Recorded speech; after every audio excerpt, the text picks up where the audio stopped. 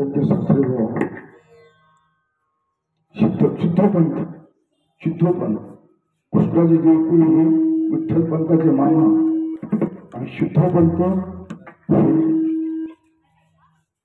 माऊली चिंतेंचे आजोबा माझ्या रुक्माई मातेचे वडील आणि शुद्धपंत आणि विठ्ठलपंत.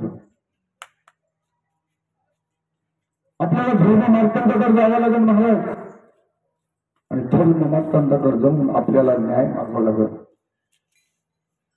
आणि न्याय किती निष्ठुर असेल, न्याय किती निष्ठुर असेल, पण धर्म माझा कृपाळू आहे, धर्म माझा कृपाळू आहे. महाराज त्या ठिकाणी विठ्ठलपंत म्हणतात, अरे नको रे नको, माझ्या मुलांना असे अनाव हेला करू नको, उन्हात टाकायला नका, त्यांचा चिडचिडा करू नको, त्यांना त्रास देऊ नका, त्यांना छेडू. महाराज अशा स्थितीमध्ये माझे विठ्ठलपंत आणि रुक्मिणी माता शुद्धपंत, माझे विठ्ठलपंत आणि शुद्धपंत हे दोघेही त्या आळंदीमध्ये त्या धर्मसभेमध्ये गेलेले आहेत आणि त्या ठिकाणी न्याय मागतात. महाराज सगळे धर्म मार्तंड त्या ठिकाणी विचार करतात आणि विचार करून त्या ठिकाणी महाराज फट करायचं आपल्याला आणि त्या ठिकाणी शेवटी न्याय देतात. काय न्याय देतात? विठ्ठलपंतांना देहांत प्रायश्चित्त. महाराज देहांत प्रायश्चित्त म्हटल्यानंतर माझ्या विठ्ठलपंताने हसत मुखाने ती स्वीकारलं. पण माझ्या बाळांना न्याय मिळेल, हो तुमच्या बाळांना न्याय मिळेल. महाराज विशेष सारख्या पावलाने त्या अंतकरणाने प्रतिष्ठित भेटाकडे राहिले. पर्णकुटीत आले. पर्णकुटीमध्ये माझी रुक्मिणी माता वाट बघते. त्या ठिकाणी चिमणीची वाट अशी बघते, चिमणीकडे बघते, वाट बघते. येथे विठ्ठलपंत येते. माझ्या मुलांना न्याय मिळेल, बाळांना न्याय मिळेल. तेवढ्या विठ्ठलपंत रात्री त्या पर्णकुटीमध्ये आले. जो अंतकरणाने येऊन बसले. माझी रुक्मिणी माता, आपल्या बाळांना न्याय मिळाला, आपल्या बाळांना न्याय मिळाला. काय नाही मिळाला? आपल्या बाळांना न्याय मिळाला. काय न्याय मिळाला? मला जर अंतकरणाने विठ्ठलपंताने सांगितलं, अगर न्याय मिळाला, देहांत प्रायश्चित्त घडते आणि आपल्या बाळांना तो न्याय मिळणार. संदेशाची मुलं म्हणून अवहेलना होणार नाही. महाराज त्या अंतकरणाने माझ्या विठ्ठलपंताने रुक्मिणी मातेने, कारण 40 मुलं भावंड हे झोपलेले होते. सगळ्या भावंडाकडे बघितलं, सगळ्या मुलांकडे बघितलं आणि ते बघून त्या ठिकाणी माझ्या निवृत्ती दादाला हळुवारपणे माझ्या मुक्ताईला उठवून उठलं. दादा, अरे दादा, काय मिळालं तुम्हाला? आणि एक काम कर, आम्ही चाललो आता, पण माझी मुक्ताई सकाळी उठणं, माझा सोपान काका सकाळी उठणं. त्याला तू सांग, आता तूच आई आहे आणि तूच बाप आहे बाबा. महाराज अशी जर स्थिती आली कोणत्या आई वडिलांवर, तर काय परिस्थिती येईल वाजेल. परंतु फक्त अशी विठ्ठलपंत आणि रुक्मिणी माता जगाच्या कल्याणाकरता त्यांनी कुठल्याही प्रकारचा विचार केला नाही महाराज. आणि अशा परिस्थितीमध्ये निवृत्ती दादाला सगळं समजून सांगितलं आणि समजून सांगून शेवटी विठ्ठलपंत म्हणायचे, रुक्मिणी तू याच ठिकाणी थांब, त्यांना पाठीमागून कोणी बघायला नाही. माझी रुक्मिणी माता म्हणायची, अरे मुक्ती उठेल सकाळी, अरे हाका मारी ज्ञानदादा, आई कुठे, बाबा कुठे. परंतु त्याची समजूत तू घालायची ना, समजूत तू घालायची. अशा परिस्थितीमध्ये माझे निवृत्ती दादा आई वडिलांचं दर्शन घेतलं आणि त्या ठिकाणी आई बापाला निरोप दिला. आणि माझे विठ्ठल संतांनी रुक्मिणी माता तिथून निघाले, प्रयागला गेले महाराज. त्या ठिकाणी मात्र त्यांनी स्वतः ध्यानंत प्रायचित्त भक्ती केलं. माझ्या बाप्पांनो हे कशासाठी केलं तर हे फक्त कारण ज्वारीमुळे जे होत ना ते अवतारी होते, जगाचं कल्याण त्यांच्याकडून होणार होतं सगळं, म्हणून त्या ठिकाणी. आणि नंतर सकाळचा इकडं सकाळी झाला. माझी मुक्त उठली, सोपान टाका उठले, झोपीतून मुक्ताई उठली, डोळे टोळी उठली. आई कुठं, बाबा दिसत नाही, आई दिसत नाही. आई कुठून गेली ते नाही. आणि आई आई म्हणून हात मारले. निवृत्तीदादाने अगोदरच ज्ञानदादाला पुढे समजलं. आणि मग ज्ञानदादाने माझ्या मुक्तीला चिठ्ठीवर घेतलं आणि सांगितलं, या जगाकरता आपले आई बाप आपल्याला सोडून गेले तर आता आपणच आहोत, आपल्यालाच हे सगळं करायचं. सोपानकाकडे समजून सांगितलं महाराज त्या ठिकाणी. आणि मग मात्र त्या ठिकाणी महाराज सगळं सगळ्याला माहिती आहे मौलीचं चरित्र. परंतु एक दिवस महाराज प्रसंग असा आला, माझ्या ज्ञानदादाकड भिक्षा मागायचं काम केलं. आणि सोपानकाकडे लहानच होते महाराज. म्हणतात ते काही काम माझ्या निवृत्तीदादा बघायचे. पण ज्यावेळेस माझे ज्ञानदादा आळंदीमध्ये भिक्षा मागायला जायचे प्रत्येक बरोबर ओम भिक्षाम, ज्यावेळेस असा आवाज दिला जायचा महाराज, काय परिस्थिती असेल होतात. हात विसोबासाठी महाराज प्रत्येक घरात तो कोणाला काहीच वाढून देत नव्हता. माझ्या ज्ञानोबाराच्या झोळीमध्ये विटा, सगळं माती हे टाकून संन्याशाचे मुलं म्हणून अवहेलना करायचे महाराज. आणि त्याच्याकरता त्यांनी त्यांच्या माता पित्याला देहांत प्रायचित्त घ्यायचं सांगितलं महाराज. तरी त्या धर्म मार्तंडावर कुठल्याही प्रकारचा त्या ठिकाणी फरक पडला नाही महाराज. अशा परिस्थितीमध्ये त्या ठिकाणी महाराज एक दिवसाचा प्रसंग आला महाराज. माझे ज्ञानदादा इंद्रायणीवर गेले आणि त्या ठिकाणी फिरत असताना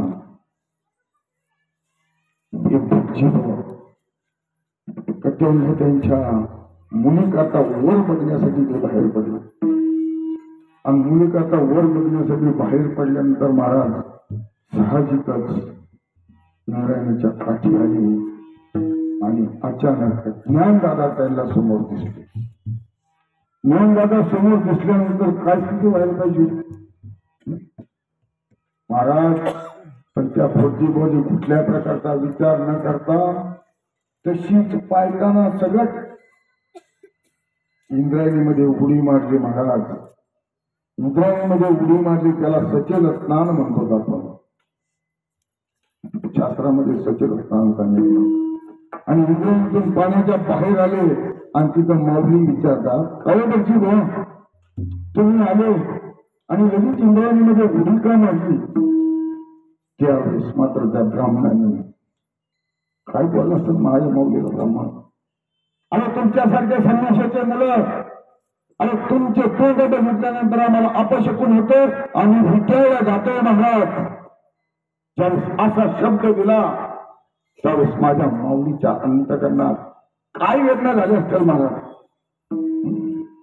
आणि ज्यावेळेस माऊलीनं विचारला आणि घातल्यानंतर तुम्हाला इतका त्रास होतो त्यावेळेस महाराज त्या खुर्ची कोणी बाकीचा काही विचार केला नाही.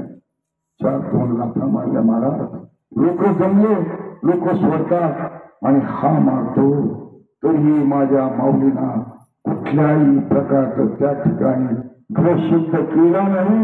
तसंच निमूटपणे निघाले महाराज.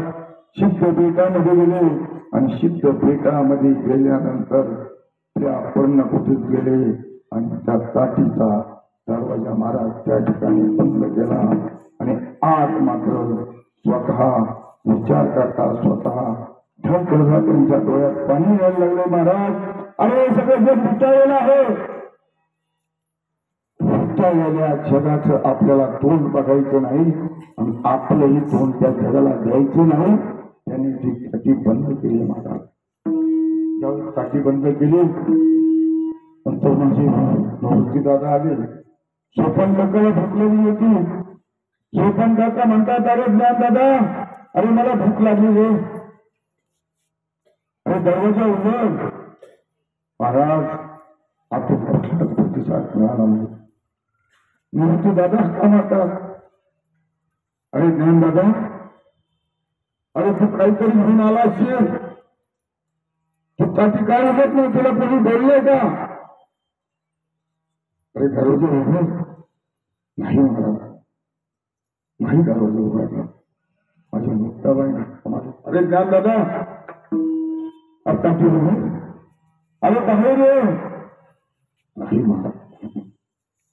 शेवटी माझी मुक्ताई म्हणतात, अरे ज्ञान दादा, अरे तुम्ही ज्ञानेश्वरी लिखित केली ते 12व्या अध्यायामध्ये तुम्ही एक ओवी दिली.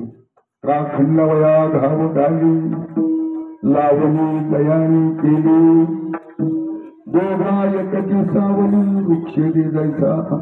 अरे ज्यांनी झाड लावलं त्याला ते सावली देते आणि ज्यांनी तोडले महाराज त्यालाही ते सावली देते. सावली देते. महाराज, आपण शेतकरी माणसं आहोत. आपण ऊस लावतो, ऊस लावणारला तो गोडवा देते महाराज आणि ते 4 काप घालतो. जे तोडतो त्याला सुद्धा ते काय करते, गोडवा देते महाराज. घरात जर आपण दिवा लावला तर दिवा लावणाऱ्याला उजेड देते आणि येणाऱ्याला काय करते, अंधार देते. येणाऱ्याला सुद्धा अंधार देते. अरे तुमची समजुती झाली आहे, तुम्हाला सर्व दिसतात. त्यावेळेस मात्र माझ्या ज्ञानदाराचा आतून आवाज येतो, अरे मुक्ते, मग नेमकी संत कोण आहेत आणि कसे अभंगाचं प्रथम संत तोची जाना जगी,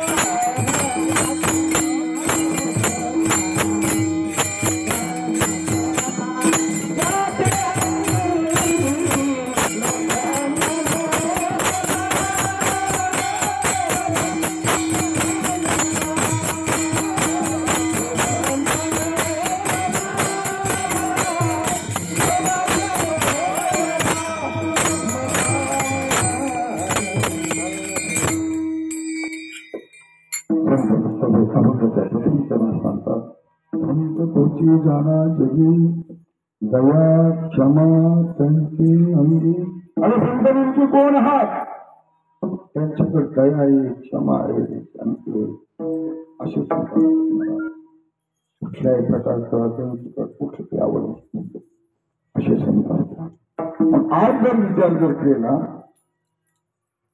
तर आजच्या परिस्थितीमध्ये संत नेमकी म्हणायचं पडला महाराज तर बघितलं ना पोटासाठी संत झाली दलित बौद्ध त्याचा वेश घेणारे भरपूर संत आहेत महाराज.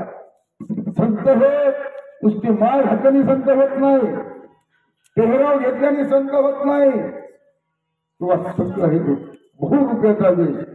वरी भगवा झाला नामे अंतरी शुद्ध केला कामे त्याशी म्हणून साधू जगी विटंबना बाधू विठाला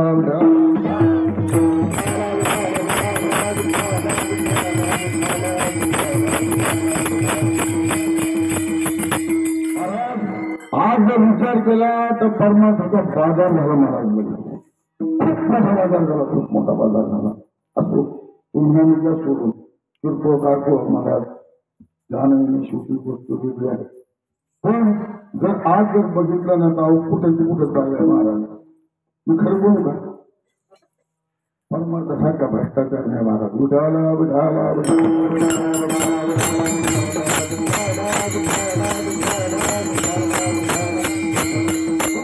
कसे मग आम्हाला 2 तासाचे 50,000 75 कसं लागले महाराज.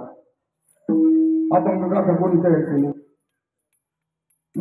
आणि माझ्या जगद्गुरु तुकोबाराने अभंग गाथा तयार केली, माझ्या माऊलीने अभंग गाथा तयार केली, माझ्या शांतीब्रह्म एकनाथ महाराजांनी अभंग गाथा तयार केली महाराज. आणि तीच काय करतो आपण तेच आपण बसून महाराज आपल्या बदलतो कसं नाही बाकीचं पाहिजे. बरं प्रमाण कोण द्यावं लागते, टेन्शन द्यावं लागते. आपलं काय आहे स्वतःच विचार केला तर आपलं स्वतःच काय महाराज. बरं बोलणार कोणी आपण परत 4 वर्ष नेमकी काय आम्ही घेतो कशी महाराज. आणि आम्ही मोठा महाराज जर म्हटलं तो कोणता मोठा महाराज म्हणतो महाराज जो ज्यादा कशी घेतो तो मोठा महाराज. आणि छोट्याकडे महाराज 50 लाखाची गाडी आहे का साधा महाराज येतो काय महाराज. म्हणजे मी म्हणजे कोणाची निंदा करतो किंवा काय नाही आपण रोखतो बोलू. समोर कोणी जरी आलं तर बोलणार काय घेऊन प्रमाण आहे आपल्या जीवनात. बोल बोलता सोपवते कमी करतात उठाला उठाला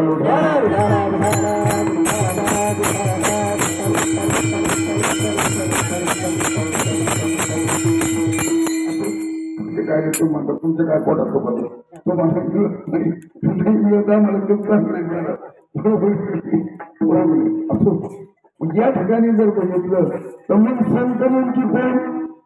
कारण महाराज महाराज प्रमाण आलो वाटतात कीर्तन करीशी तरी कीर्तन करत होती तरी वैष्णव असली ज्याने ज्यांना बरोबर आम्ही महाराज म्हणतात कथा करीशी तरी कथा करत होती तरी वैष्णव अशी अरे जण तीर्थ करीशी तरी तीर्थाटनच होशी तरी वैष्णव अशी अरे जण बरोबर नाही महाराज कापडीचं होशी. मग वैष्णव की कोण नामा म्हणे नाम केशवाच्या दिवशी तरीच वैष्णव होशी आहे त्यांना बरोबर. विष्णुमय जग वैष्णवाचा धर्म अर्थाचा भेद ब्रह्म आज परमार्थामध्ये बघितलं महाराज खरं बोलतो असा का भेदच दिसतो ना महाराज. याच्यासारखे महात्मा जाऊ द्या काम करून आम्ही सगळं समसमान चाललाय खेळ महाराज. हो नाही तर जर बघितलं ना पुढं प्रमाणे समबुद्धी घेतात समान स्त्री आहे आणि शमधर्मावरी आई झाला पाठांतर भरपूर आहे महाराज. बोलायला मात्र आम्ही मग चालीत जाणार सगळं जाणार कोण समबुद्धी कोणाची महाराज. महाराजाला भेटलं का एकमेकात डोळ्यावर महाराज खरं त्याचं काय खरं आपल्या अनुभव आले म्हणून सांगत होतो. बाकीचा विषय नाही हा असला आणि तो असला आणि तो तसला.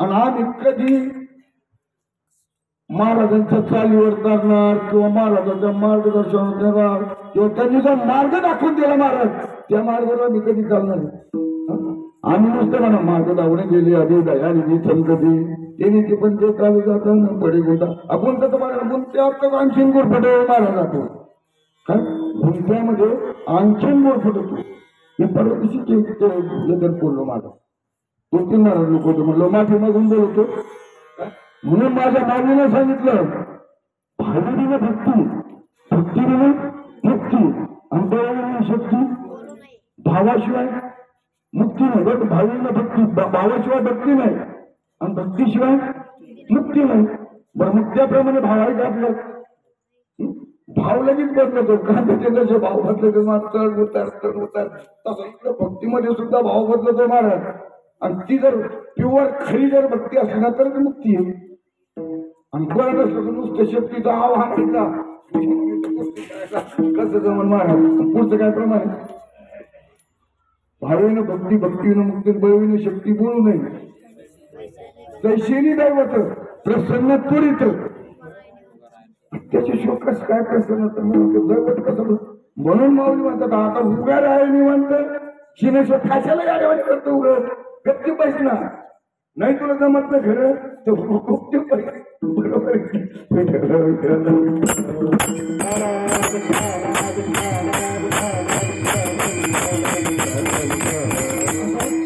पण माझे संत ते असतात कसे माझे नाथबाबा म्हणतात चांगला सुखी सेवलं रवी असता जाता धरवलं पाहिजे हेळा सागर करवलं पण त्या साधूची भेट होईल अशा साधूची भेट होऊ शकत नाही महाराज शैली शैली मानित कधी कधी साधू नाही सर्वत्र चंदन बोलवणी मग किती अवघड सांगितलं महाराज किती अवघड संत भेट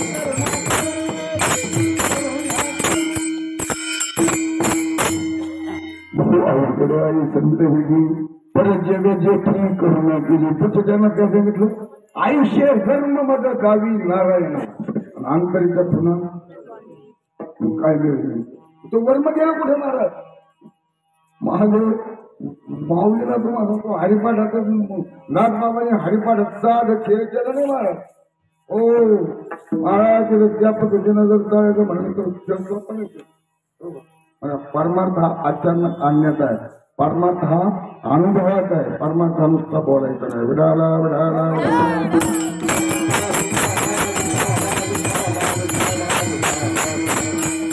महाराज त्या ठिकाणी जर बघितलं तर खूप अवघड सांगितलं आयुष्यवर सांगितलं माझ्या माऊली पहिल्या हरिपाठामध्ये पहिला अभंग पडा देवाची द्वारी उभा क्षण भरली तिने मुक्तचारी झालं देवाच्या दारात उभा राहिल्यानंतर 4 मुक्त मिळतात देवाचं दार बरोबर प्रश्न येतो देवाचं दार शेवटच्या त्यांना सांगितलं ज्ञानदेव म्हणून व्यासाच्या खुणा आणि द्वारकेचा राणा शेत खुणा नियुक्ती पाहिजे विढाला विढाला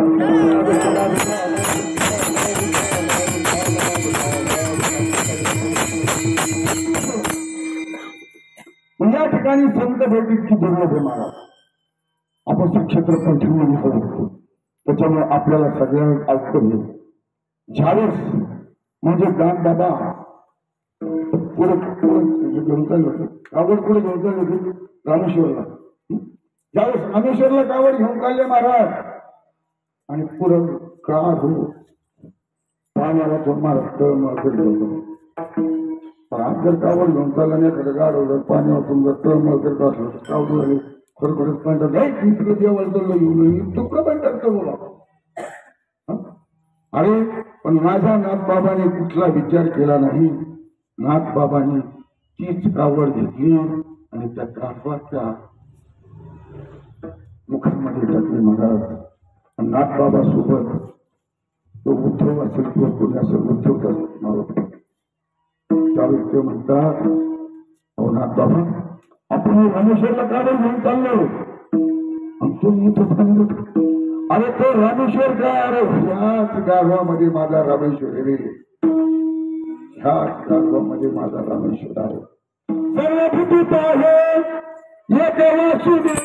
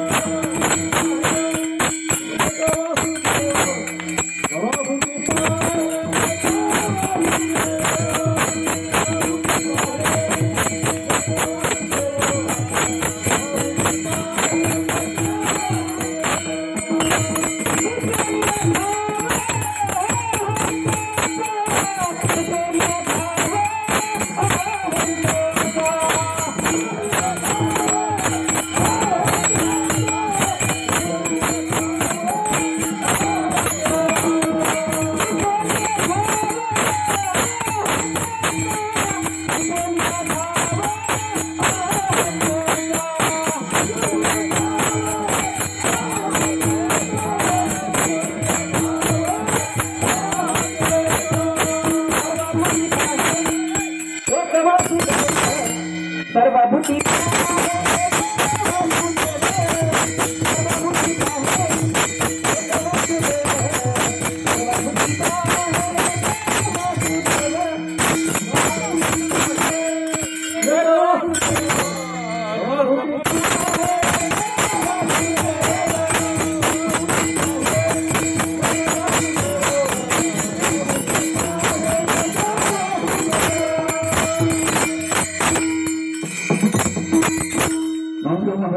सर्वाभूती पाहिजे वासुदेव म्हणजे त्या ठिकाणी सगळीकडे भरलेला आहे महाराज. ज्ञानदेव पाठ हरिया वैकुंठ अरे भरला घनदाट हरिविषे सर्वा घटी राम ध्याने एक सूर्यप्रकाशक सहस्र रश्मी जे जे भेटे भूत भेटे मानी जे भगवंत हाची भक्ती योग निश्चित होता. जे जे गोष्टी दिशे तेथे हरिरूप बरोबर आहे. म्हणजे किती प्रमाणे महाराज संतांनी हे सांगितलं इतकं परमार्थ सांगितलंय महाराज ही अशी दृष्टी व्हायला पाहिजे. आणि विठ्ठले लाविये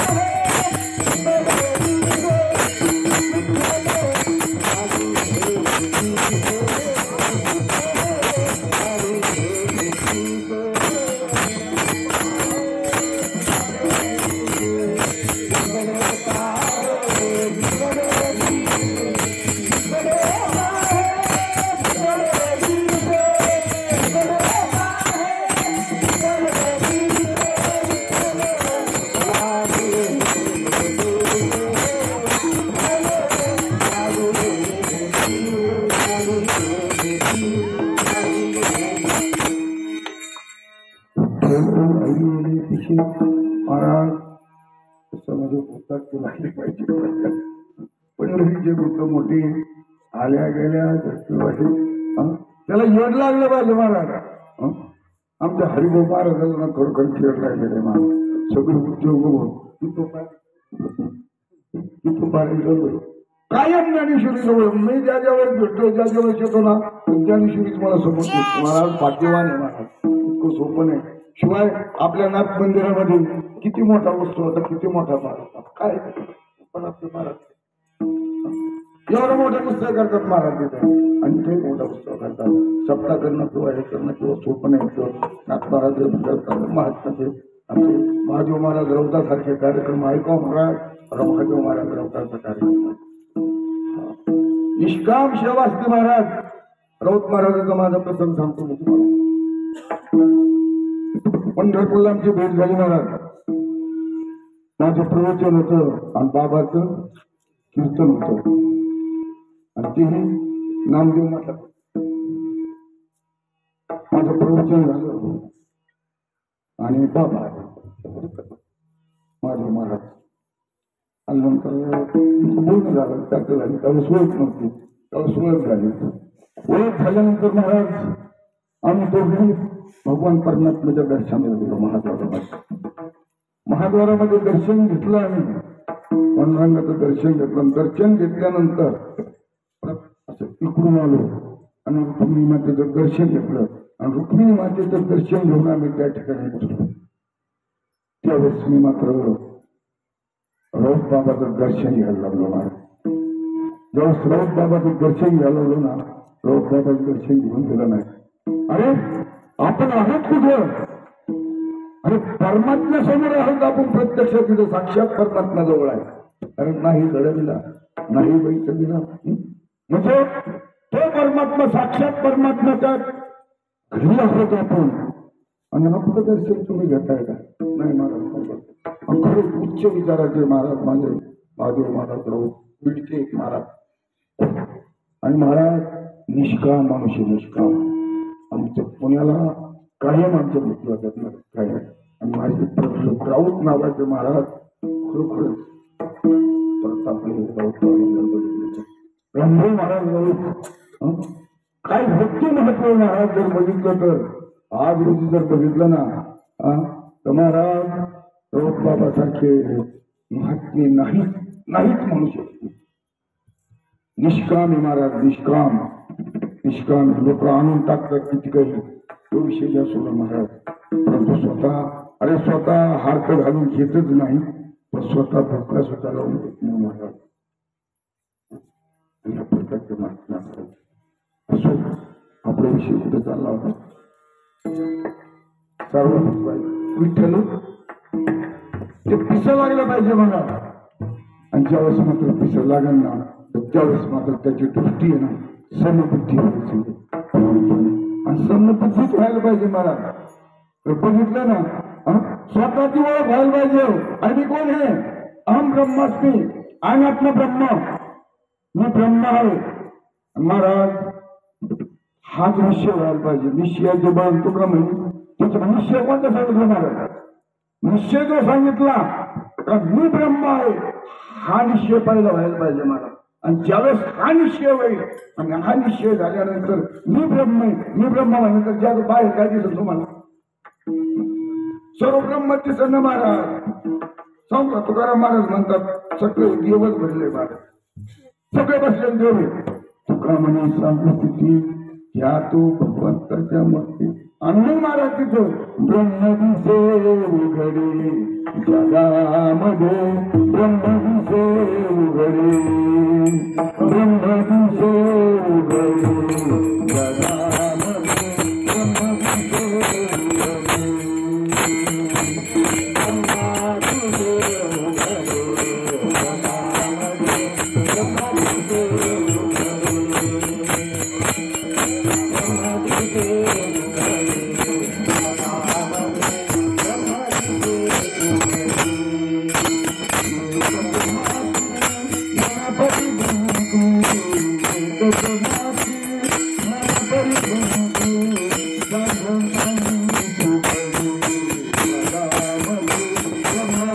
दिसे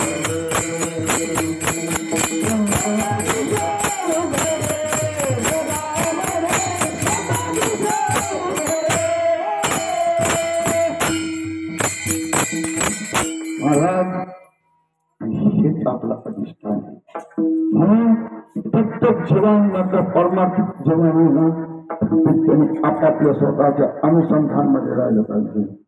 जो तो आपापल्या स्वतःच्या अनुसंधानामध्ये राहिला ना, अरे मी कोण आहे महाराज, त्यावेळेस मात्र आजही तो अनुभव येतो. नाही म्हणायची सोय नाही. मी कोण आहे हा करावं विचार. हाच विचार करायचा. विचार कसा करायचा महाराज? क्षणोक्षणी हाची करा विचार. कोणता विचार? क्षणाक्षणाला महाराज ते मुखामध्ये रामकृष्ण हरी, रामकृष्ण हरी, रामकृष्ण हरी, रामकृष्ण हरी, रामकृष्ण हरी. महाराज हे नामस्मरण चाललं पाहिजे. आजही त्याचा उद्धार महाराज नाही म्हणायची सोय नाही. विठाला विठाला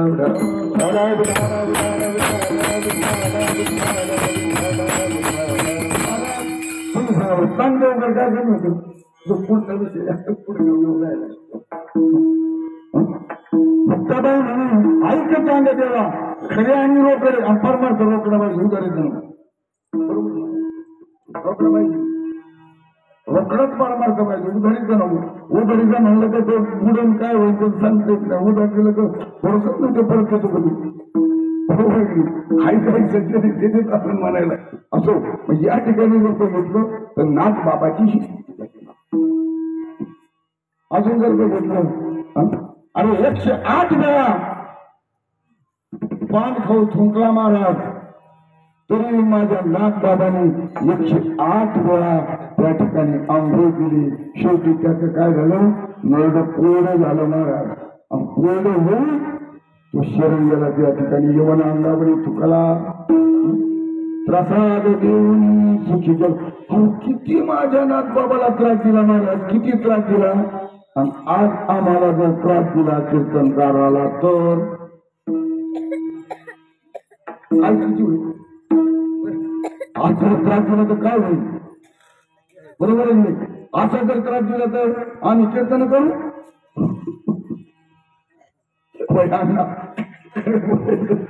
खरी वस्तू तिची. जर संताला जसा त्रास झाला महाराज तसा जर आपल्याला जर त्रास झाला तर आपण कीर्तन करू वस्तुस्थिती. ज्याला खरोखर सरकार ते करी म्हणते काही केलं नाही तुझं. भक्त प्रल्हादाला इतका त्रास दिला नाम नाम नाम घेण्याकरता. भक्त प्रल्हादाला इतका त्रास दिला इतका त्रास दिला. अरे त्याला कडेनोट केलं. हा मला तर काही त्रास नाही महाराज. जर आपल्याला जर असा जर त्रास दिला भक्त प्रल्हादासारखा जर एखादा हिरण्यकश्यप आला भजन करू नका तुम्ही जर भजन केलं तर म्हणून झाली थांबतो का आपण दत्त मंदिरात गुरुवारच्या दिवशी सरकार महाराज खरोखर थांबतो का नाही थांबणार महाराज. तोच कधी एकनिष्ठता म्हणते उगाच संताला हो माऊलीला किती त्रास झाला. तुकोबाराला त्रास कोणी दिला परमार्थिक लोकांनी त्रास दिला महाराज. परमार्थिक लोकांनी त्रास दिला. माझ्या जगद्गुरु तुकोबाराला कोणी त्रास दिला रामेश्वर भक्तांनी. कोण रामेश्वर भक्त कोणाचे महाराज पंडित होते. मोहम्मद भक्त कोणाचा इथं त्रास दिला आहे नाथ बाबाला. सगळं परमार्थिकच होतं महाराज. तुझं कोण नव्हतं बघा सगळं बघा तुम्ही परमार्थिकच होतं महाराज. माझ्या माऊलीला पण त्रास दिला. विश्वभर खेचर कोण होता विश्वभर चाटी अगोदर म्हणजे नंतर खेचर झाला. खेचर का झाला खेचर म्हणजे भूत ज्यावेळेस ते मांडे भाजले ना पाठीवर आणि ते खाल्ल्यानंतर फक्त केळीचे पत्र बाहेर काढले का तेव्हा ते शीतकर होते खायला लागले तेव्हा ते लय भूतासारखं खात म्हणून त्याला खेचर नाव बोलले मला बरोबर. आणि मग असे त्रास देणारे माझ्या माऊलीला इतका त्रास दिलाय तरीही त्याला कुठे नेऊन बसवलं. अरे शिव माझ्या भगवंताचा लाडका नामदेव होता ना त्या लाडक्या नामदेवाचं गुरु केलं इतक्या उच्च पदावर नेऊन बसवलं महाराज. आणि अशी संतांची पूर्ण अंतकरणाची ठेवण असती आणि अंतकरणाची ठेवण असणारे महाराज संत असतात. संत जे असतात ते कुठल्या प्रकारचे लोभी नसतात. अभंगाचं दुसरे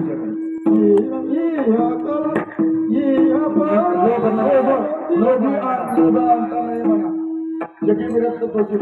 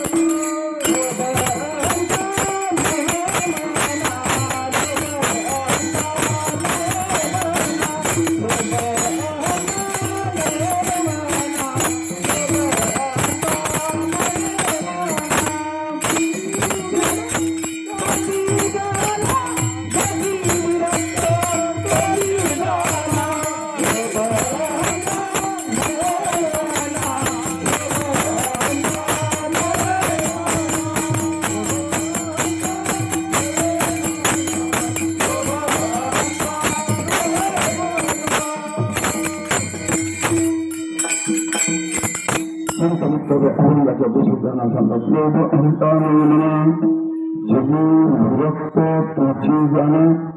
मनात सुद्धा लोभ आला नाही पाहिजे. प्रत्यक्षात गेलं तर वेगळं मला काय प्रत्यक्षात गेलं हे वेगळे. मनात सुद्धा लोभ आला नाही पाहिजे आणि मनात अहंकार सुद्धा आला नाही पाहिजे. म्हणून सांगितलं अहंकारी नाडीले तुका म्हणे वाया गेले देव केला पाठमोरा आणि नसती विघ्नी येती घरा. अहंकार म्हणजे देव पाठमोरा मारा. अहंकाराने मिळत बसत नाही. नवल अहंकाराच्या गोष्टी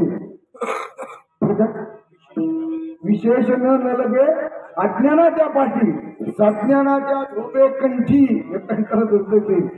सज्ञानाच्या झोंबे कंठी नाना संकटी नात. काय म्हणजे काय देव करता ठेवणार झाला गेला असं म्हणतात महाराज. देव करता काय करता ठेव मागला. अरे इतका आम्ही रात्रंदिवस करतोय इतकी रात्रंदिवस करतोय तरी असं काय होतं महाराज. महाराज त्या ठिकाणी जर आपले शत्रू जर बघितले ना दुसरं कोणी शत्रू न व्हायचं. लोभ अहंकार लोभ मत्सर हेच आपले शत्रू महाराज. आणि शत्रूला जर जिंकायचं जर असलं तर त्या ठिकाणी फक्त संताला शरण जाणं आणि संत जे सांगते त्याप्रमाणे आपण आपलं करणं. त्यावेळेस मात्र काय जाते महाराज. दृष्टांत समोर आला थोडक्यात सांगतो. दृष्टांत सगळ्याच्या माहितीतला बी आहे तो त्या सगळ्यांनी वाचलेला असेल तो. बरं का एक आपल्या महाराष्ट्रातील पंडित म्हणा थोडक्यात सांगतो. त्यांनी जर ज्ञान घेतलं भरपूर ज्ञान घेऊन परत तो पुढे गेला काशीत गेला आणि काशीला गेल्यानंतर तिथं भरपूर मोठं ज्ञान घेतलं मला. आणि तिथं ज्ञान झाल्यानंतर त्याला सहाय्यक पंडित ही पदवी मिळाली. पंडित पदवी मिळाल्यानंतर आपल्या महाराष्ट्रातील लोकांना कळालं आपले आमच्या इथे महाराज खूप मोठे झाले बरं का. पेपरबाजी टीव्हीवर बातम्या सगळी करतात. ठीक आहे काय हरकत नाही म्हणून बोलून गेले आमच्या इथं. महाराज बोलून घेतलं रेल्वे स्टेशनला उतरले. रेल्वे स्टेशन पासून त्यांची मिरवणूक काढली महाराज. त्यांची मिरवणूक काढली. मिरवणूक अशी वाजत काढली महाराज. काय फटाके काय नामक काय तमुक काय त्याला महाराज मला वाटतं 1.5 लाखाची काहीतरी गावकऱ्यांनी ठेवली दिली. ते म्हणले आता त्यांच्या ज्या धर्मपत्नी होत्या त्यांना घरी यायचं आणि त्यांचं पूजन करायचं म्हणून. त्यावेळेस महाराज त्यावेळेस घरी गेले आणि घरी गेल्यानंतर साहजिकच त्या मातोश्रीना ताट घेऊन आली पूजन करण्याकरता. पण महाराजाच्या कानात म्हणजे पतिदेव मला तुम्ही फोन केला नाही काही केलं नाही आतापर्यंत तुम्ही तुमचा आनंद लुटला बरं का. पण तुम्ही मला साधा फोन सुद्धा केला नाही किंवा काही केलं नाही. मग मला एक सांगा माझा एक प्रश्न त्या प्रश्नाचं उत्तर दिलं तर मी तुमचं पूजन करीन आणि तुम्हाला घरात येईल. नसताना घरात येणार नाही. तू काय विचारणार आहे यार. आणि माणसाने कोणाला कमी लिखू नाही. बायकोला तर कमीच लिखू नये महाराज. तिला जर कमी जर लेख तर तिनं जोरात नाही महाराज. पंचायतीने कमी लिखू नये कोणालाच कमी लिखू नये बरं. आणि ती म्हणतो बाहेर तू काय विचारणार आहे म्हणे मला सांगा म्हणे माझ्या प्रश्नाचं उत्तर. पापाचा बाप कोण. बापाचा बाप कोण म्हटल्यानंतर महाराज याला डोकं चालवण्याचं येतो. डोकं चालण्याचा भाय घेऊन झाला याला उत्तर देता नाही. आणि जोपर्यंत तुम्ही उत्तर देत नाही ना तोपर्यंत मी तुम्हाला घरातही घेणार नाही आणि थांबूनही देणार नाही. महाराज ते म्हणले रामकृष्ण हरी आले तो शेतपाठी म्हणून का महाराज यांनी इकडे तिकडे चौकशी केली महाराष्ट्रात. महाराष्ट्राचा कोणाला बापाचा बाप सांगताय ना महाराज. हातूसाच रेल्वे स्टेशनला गेला परत काशीला गेला महाराज. तिकडे गेल्यानंतर सायरा इकडे तिकडे फिरायला लागला आणि फिरता फिरता हा करतो एका गणिकेच्या गल्लीमध्ये गेला. आता गणिकेच्या गल्लीत गेला म्हणजे तुम्हाला गणिका म्हणजे वेशाच्या गल्लीमध्ये ज्यावेळेस गेला महाराज त्यावेळेस त्या एका गणिकेने उठून बघितलं. अरे महाराजाचा फोटो बघितला मी पेपर मध्ये याला टीव्ही मध्ये बघितला हा इकडे आला कसा. म्हणून तिनं वरूनच आवाज दिला महाराज थांबा म्हटल्यानंतर खाली आली आणि विचारलं महाराज तुम्ही इकडे आलो कशी. कशी आली म्हणजे काय झालं नाही की शियाला काही वेळ लागला नाही महाराज. अरे गणिताची गरजी आहे म्हणजे इकडं तुमच्यासारखे लोक येत नाही. बरोबर बोल बोल बोल बोल आणि म्हणे एक काम करा नाही चला वरती चहा पण घ्या.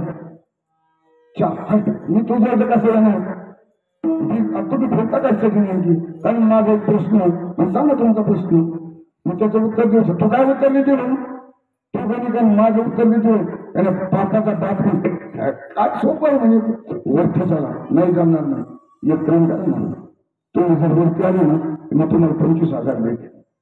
बरं मला 25,000 देते म्हणल्यानंतर महाराज बाकीचा विचार केला किती किती बघा किती माणसात बदल होतो.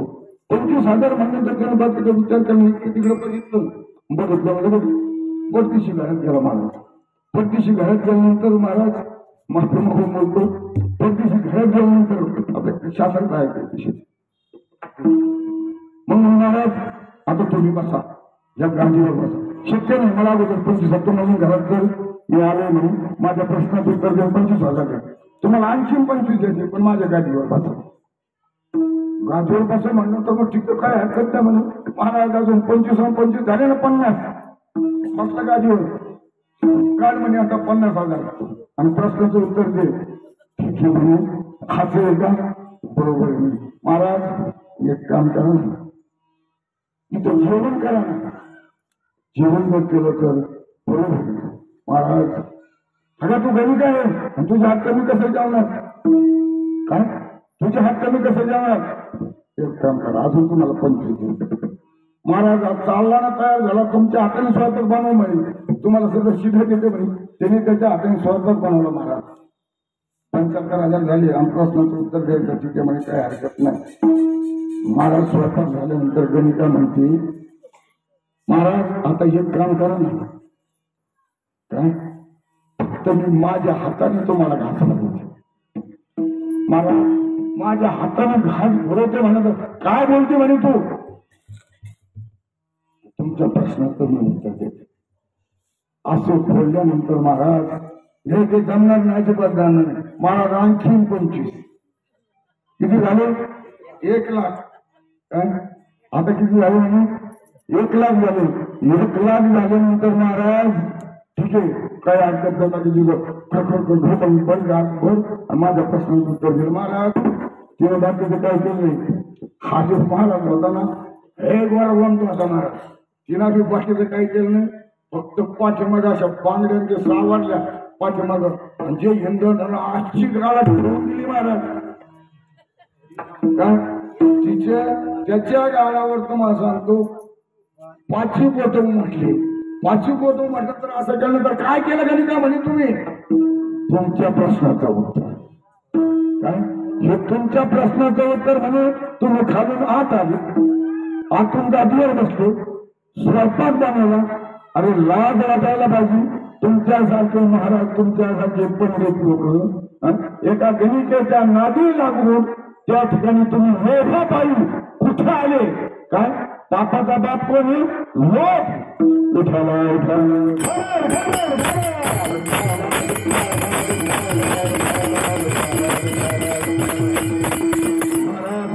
असेच लोक जातो आणि स्वतःच वाक्य करून देते पुढे झाले म्हणा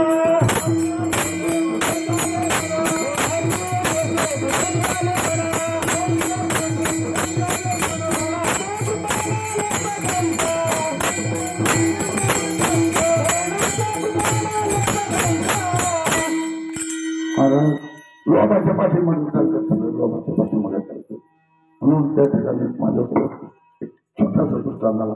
जसं गावात मंत्री येत बरोबर नाही मग एक कैदी गावात त्याला शिक्षा झाली महाराज आणि त्याला कोर्टात घेऊन चालले पण त्याच्या पुढे बाजूला काय होते सगळे पोलीस होते बरोबर नाही म्हणजे कायद्याच्या बाजूने सगळं पोलीस थोडक्यात सांगतो.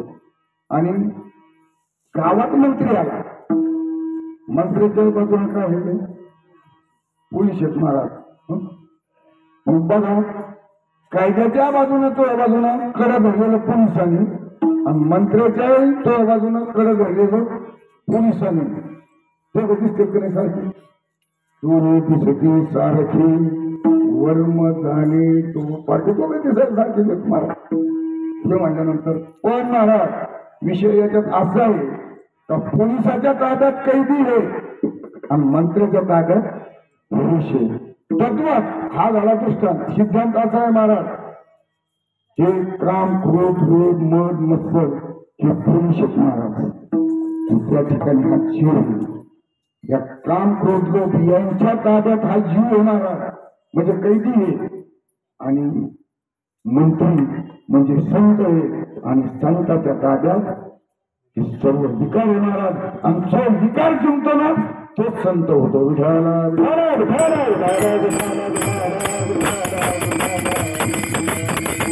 असे जे संत असतात ना महाराज ते विरक्त असतात. विरक्ती वाचून काही ज्ञानाशी तगणित नाही. एक महाराज एकाला इतकी भूक लागली ना तर बस आणि एका मित्राने त्याला बोलले पाची पकवानाचं जेवण केलं महाराज. विरक्त फक्त थोडक्यात विरक्त जेवण केलं. इतकी भूक लागली आणि मित्रांनी बोललो पाची पकवानाचं जेवण केलं हे रामुळे काढला भगार महाराज सगळा आणि जेवायला बसल्यानंतर एखाद वाजताला माहिती झालं अरे दोस्त याचा घात करून आहे आणि याला तर माझं धोगात आला कानात सांगितलं तो जे जेवत हो ना त्याच्यात विष टाकलेले महाराज कधी जेवण तो जेवण का त्या ठिकाणी महाराज त्याला विरक्ती आली. विठाला विठाला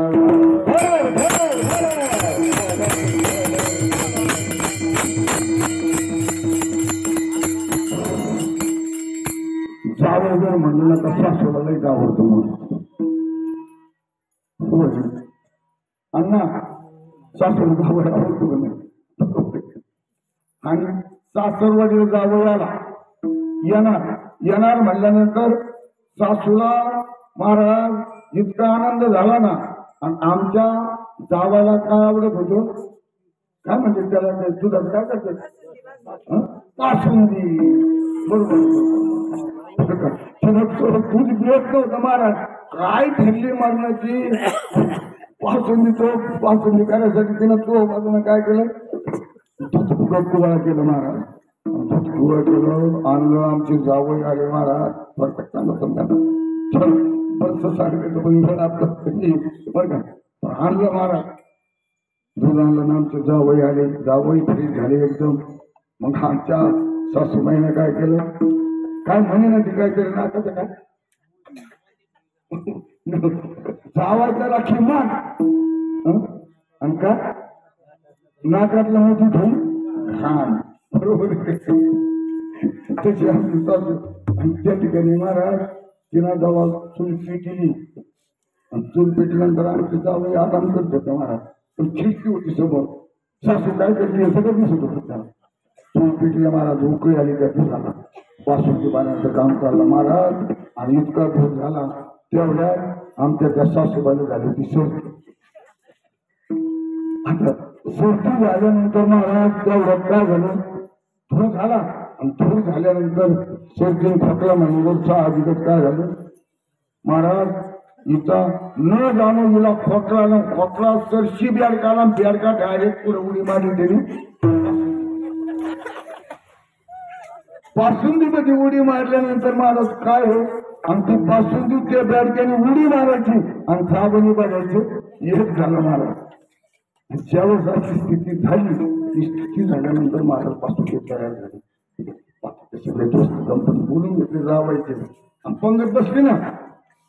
आता ज्यावेळेस पंगत बसली त्यावेळेस जावई शेवटच्या बाजूला सगळ्याला बसेल म्हणजे तुम्ही बसा नंतर मी बसतो बसला महाराज इकडून जर पंगत सुरू झाली इकडून वाढायला सुरुवात केली ना महाराज तुम्ही विचार करा वासुकी तर ते साला अशी होती ना हे विचारता सोय नाही महाराज तो सरा याला बाकीच्याला वाटलं आता कधी खाईन कधी नाही महाराज तेवढी पसा इकडं महाराज ज्यावेळेस जावायला बासून वाढायला आली ना त्यावेळेस जावई म्हणतात मानू बासून मला वाढू नका तुम्ही अहो म्हणे मी काल त्याला अख्खा दिवस घातला दूध गोळा करता तुम्ही म्हणतात बासुंदी वाढू नका, हे कसं जमणार आहे?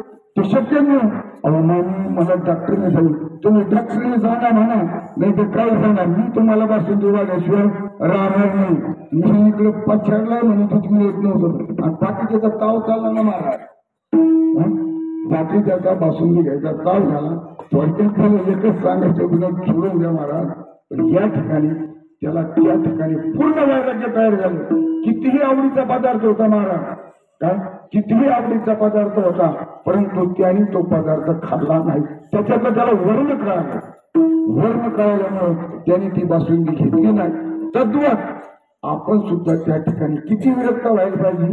लोभ म्हणता नाही म्हणा, जगी विरक्त तोची जाणार. आणि माझे साधू संत महाराज याप्रमाणे विरक्त होते. म्हणून त्या ठिकाणी ते विरक्त कशामुळे होते, तर त्या ठिकाणी अभंगाचे ती होते. यह परलोकी सुखी, यह परलोकी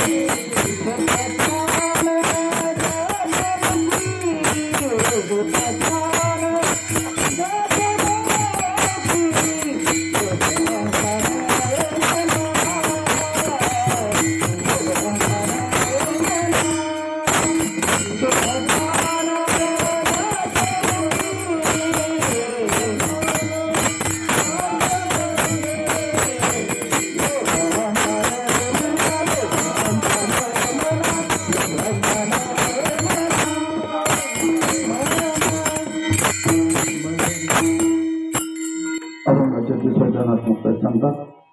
परलोकी सुखी शुद्ध ज्ञान ज्याची मुखी.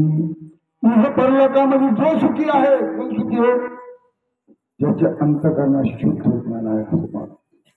परलोकी सुखी कोण तर बघितलं तर, अरे त्या ज्ञानामुळे माझी जनाबाई सुखी झाली, त्या ज्ञानामुळे माझी जगद्गुरु तुकोबराय सुखी झाली. कशी सुखी झाले मला माऊली सांगतात. किंबहुना जीव आत्म्याची लाई, तेच जे होय तया नाम. मला सुख बाहेर नाही, सुख हे अंतकरणात. अंतकरणाचा मला ठाव लागला पाहिजे. मात्र अंतकरणाचा 3-4 प्रकार सांगितले नाही, पण अंतकरणात त्यामुळे काय व्हायला पाहिजे, पूर्णत्वाने वलाबा तयार व्हायला पाहिजे. अंतकरणामध्ये पूर्णत्वाने प्रेम तयार व्हायला पाहिजे. प्रेम सुखदी, प्रेम सुखदी, प्रेमाविनी नाही समाधान. म्हणून जणी म्हणे सर्व सुखाचे आगर, जणी म्हणे सारंगर.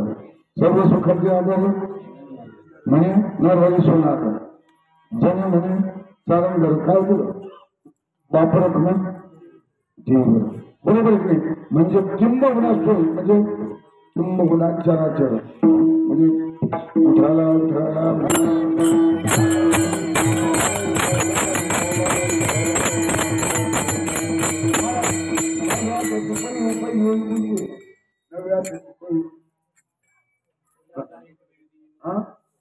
हा सर्व सुखाशी पात्र पाहिजे. फक्त इकडे लक्ष दे माझ्या, इकडे लक्ष दे. म्हणजे तो त्यावेळेस मात्र सर्व सुखाशी काय होतो, पात्र होतो. आणि असं सुख मिळण्याकरता त्या ठिकाणी शुद्ध ज्ञान मिळायला पाहिजे. शुद्ध ज्ञान म्हणजे नेमके काय, कुठंतरी अशुद्ध ज्ञान असणार मला. शुद्ध ज्ञान म्हणजे जो माझ्या जगद्गुरु तुकोबरायाला शरण गेला, किंवा माझ्या जनार्दन स्वामीला माझे नाथबाबा शरण गेले, आणि त्या ठिकाणी शिवभंजन पर्वतावर जे तत्व दिलं महाराज जनार्दन स्वामी प्रत्यक्षात महाराज नलंद विषयामध्ये दत्तात्रयाची भेंडणी घेऊन आपल्याला. आणि त्या ठिकाणी मात्र ते तत्व दिलं. ते तत्व दिल्यानंतर त्या ठिकाणी जसा माझा भगवंत आहे तसा त्याचा अनुभव येणं यानं शुद्ध ज्ञान. ऐका ज्ञानाची लक्षणं. ज्ञान म्हणजे आत्मज्ञान. पाहावे आपणाशी आपण ज्ञान ज्ञान ते ज्ञान पैदा होय. जरी नाही अति अनावे तरी संताला बजावे सर्व सुखेशी. त्याच्यातून परोक्ष ज्ञान येतं, अपरोक्ष ज्ञान येतं, दृढ अपरोक्ष ज्ञान येतं. महाराज पुन्हा जर गेलं ज्ञानाच्या बाबतीत जर बोलत तर आणखी, परंतु असं ज्ञान महाराज ते शुद्ध ज्ञान आहे. मग माझा चांगलं राया गोड अनुभवलेलं माणसाचं ठेवतं महाराज काय करत नसतं. म्हणून त्याच्याकडे कमी काय होतं महाराज. तरी त्याला गंगन घेता आला माझ्या मुक्ताईला. माझ्या मुक्ताईला शरण या आणि तत्व माझ्या मुक्ताईने दिलं या नाव शुद्ध ज्ञान. माझं नामदेव राहायचं काय कमी होतं महाराज. ज्याच्या कीर्तनामध्ये स्वतः नामदेवा नाकायचं. एकत्र पाळी झाली चंद्रभागी नामदेव कीर्तन करून पुढे नाच पांडुरंग. नामदेव कीर्तन करून पुढे नाचता नाचता गावाला पितांबर हे बरोबर सगळे होते महाराज. तरी माझे पांडुरंग म्हणतात अरे नामा तुला वेळ लागला नाही अजून, तुला जायला लागेल पुढे अवधानात मी आपला आणखी तुम्ही सोबत घेतलेले तुला त्याची पूर्ण ज्याने सोबत घेतले माझ्या मुक्ताला मांडे खाऊन दिले नव्हते असा तो विचार त्याच्यात असू पुढे त्याला काय म्हणतात शुद्ध घेऊन महाराज. संत तुझी जाणं जगी दया क्षमतेचा जगी विरक्त तुझी जाणं हे परलोकी सुखी शुद्ध ज्ञान ज्याचे मुखी अभंगाचं शेवट